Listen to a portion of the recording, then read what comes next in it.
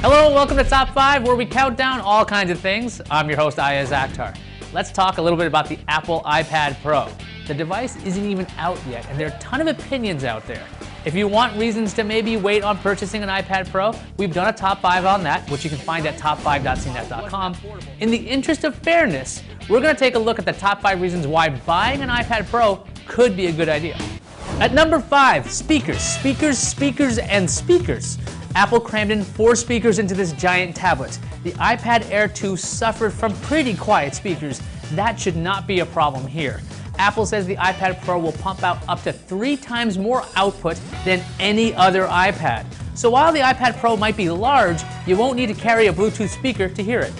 At number 4, for some, it could replace a laptop. There are people out there who are perfectly content using a phone or a tablet as their primary computer. If you're one of those people, the iPad Pro looks like a good idea. Even without the smart keyboard cover, the on-screen keyboard should be quite usable in landscape mode.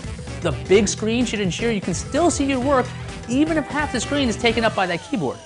At number 3, for a monster tablet, it's actually pretty light, 1.57 pounds. That's the weight of the iPad Pro, which is essentially the size of 2 iPad Air screens jammed together. Apple made mention that the new iPad Pro weighs just a little bit more than the original iPad at 1.5 pounds. CNET's Scott Stein got to handle the iPad Pro at the unveiling and said the weight distribution is quite nice. The iPad Pro isn't as dense as the original iPad, so it's relatively manageable to hold. At number 2, the accessories are pretty cool. They don't come cheap, but the Apple Pencil stylus and the smart keyboard cover make the iPad Pro a different kind of iPad.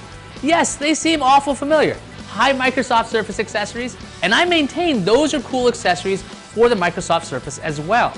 The iPad Pro also introduced a new connector, the 3-pin smart connector for its keyboard cover. Logitech even announced it will release a new iPad Pro keyboard, so expect third parties to jump on the smart connector bandwagon.